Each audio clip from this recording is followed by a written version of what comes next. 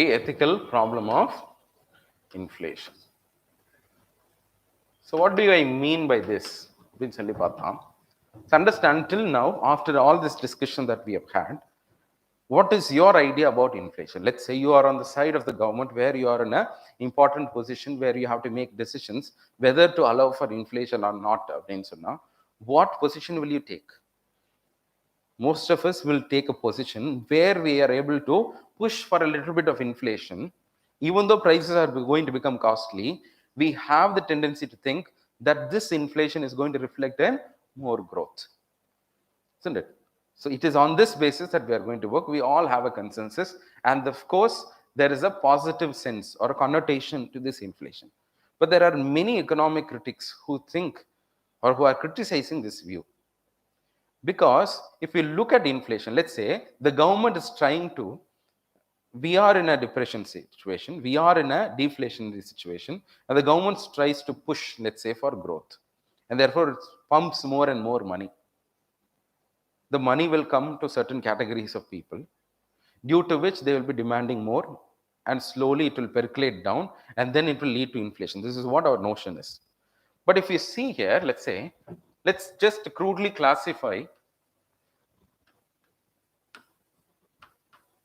the entire set of the economy. Let's classify that there are 4 groups in the economy.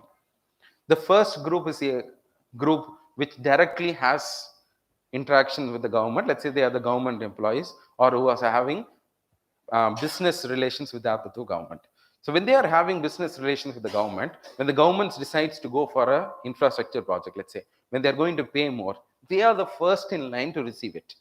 Let's say they are going to receive a 50% hike in salaries, due to which they will have a more bargaining power or purchasing power, and they will exert a demand on the products.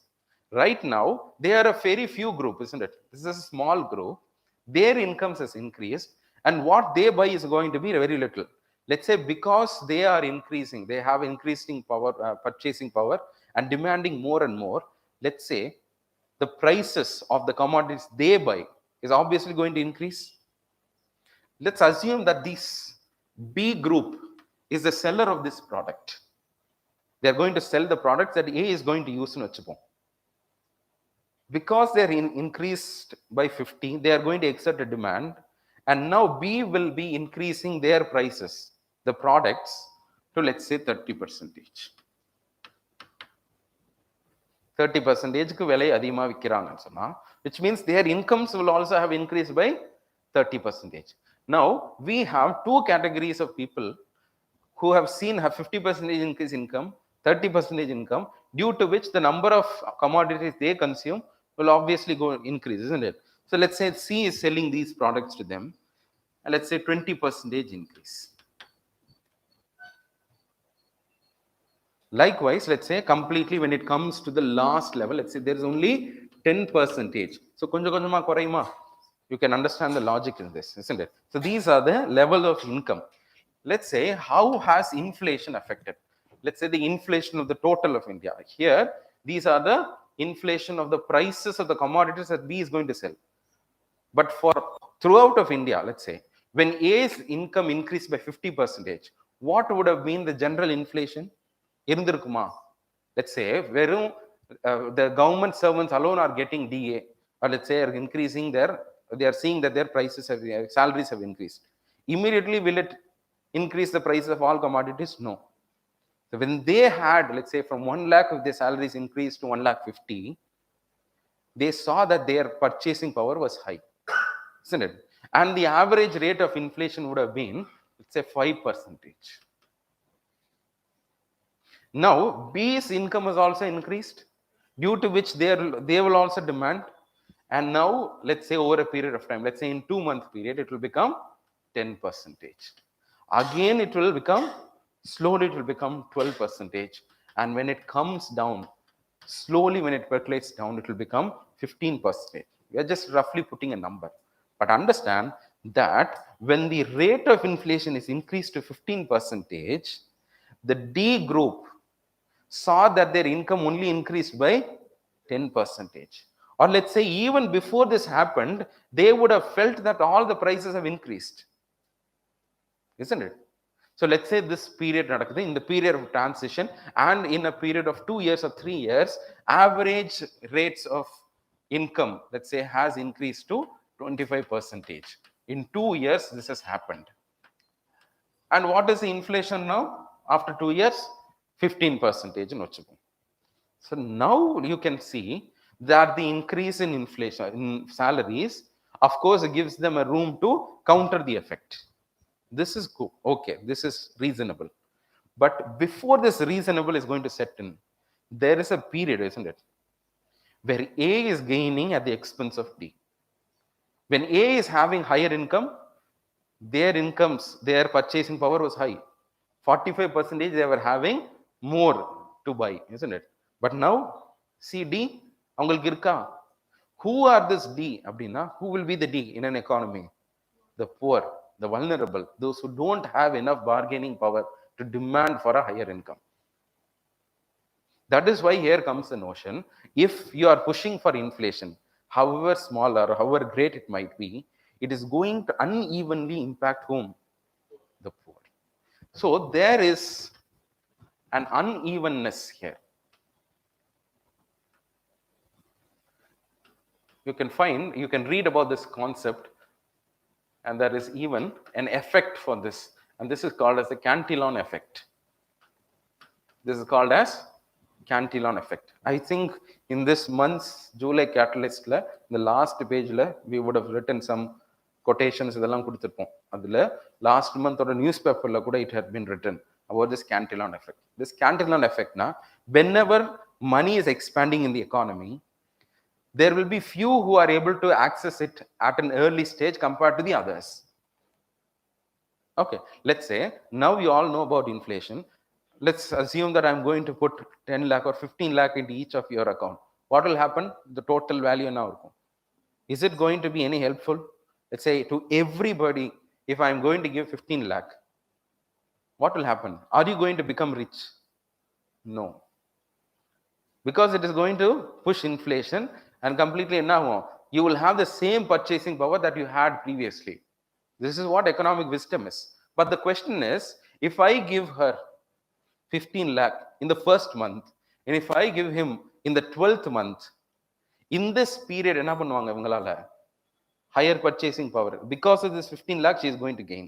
But when it comes to you, you will be the loser. Isn't it? So in the effective pair, the Cantillon effect, which sets in an unevenness in the income distribution. Okay, so, and that also, it is inequitable in the sense that it is going to affect whom? The poor. That is why the critics, the economists are saying that inflation is the crudest or the most, or the cruelest of all taxes. It's a kind of a tax. When there is a higher rate of inflation, it is going to eat into the purchasing power of the poor. அதுக்கும் tax போறது ஒண்ணுதானே. உங்கள்ட்ட வர்ற income 10% எனக்கு டாக்ஸா கொடுக்கன்றதுக்கும் allowing for a 10% inflation ஒண்ணுதான். So we will be reading about the regressive tax or the progressive taxes. அது நம்ம கிளாஸ்ல அப்புறமா பார்க்கலாம். But here it is the most regressive form of taxation அப்படின்ற ஒரு ஸ்டாண்ட் கூட எடுக்கிறாங்க. இது it is a regressive form of taxation, regressive form. And never in history has there been a trend where due to inflation the poor have benefited over the rich. Therefore there is a question, an ethical question that is placed before us. Should we allow for inflation if it only is going to give gain to the rich? So this question has of course disturbed many. There is still no answer to it. இன்னைக்கு என்ன பண்ண முடியாது, we don't have the answer. But என்ன புரிதல் அப்படின்னு சொன்னா, of course growthக்கும் inflationக்கும் ஒரு link இருக்கிறதுனால when inflation goes high the growth can explain, and when the growth happens slowly even the poor will also be somewhat be able to come out of their poverty. Once they come out of their poverty, inflation is not going to hit them. And therefore we need economic development to counter the effect of the Cantillon effect, or let's say the unethical nature of inflation. In order to counter this effect of, let's say, the unethical nature of inflation, sometimes certain people have come out with different ideas. Let's say ரொம்ப ஃபேஷனபிளா இருக்கக்கூடிய ஒன்று பேரு என்ன, வைம்ஸ் boots index அப்படின்னு சொல்லுவாங்க. What is this அப்படின்னா, there is a small book, I don't remember that book, அது ஒரு நாவல். அதில் என்ன அப்படின்னு சொன்னால், வைம்ஸ் பூட் அப்படின்னா, this refers to a boot which is nearly 5 times costlier and 10 years more durable than our normal. But do you really think that a poor can afford? பண்ணவே முடியாது. But if he is having enough power in order to purchase this Wimes boot, then he can save a lot that he is going to spend on low quality boots. But அவரால் வாங்க முடியுமா? 5 times more higher cost. You will never be able to buy. சரிங்களா? அந்த மாதிரி ஒரு பாவர்ட்டியை base பண்ண ஒரு satire இந்த பேசிஸ்ல வைம்ஸ் பூட்ஸ் இண்டெக்ஸ் அப்படின்னு சொல்லி ஒரு economist based out of UK has been giving out this index to know the exact nature of how prices, the increase of prices are affecting mainly the poor. The CPI என்றது என்ன, urban rural combined. We are not finding a CPI for the poor, isn't it? So how much they are impacted, we do not have a proper view of estimation. So Wimes Boots Index are some ideas. India has not still experimented with this. Okay, maybe you can find in the newspaper, some books also will be mentioning about it.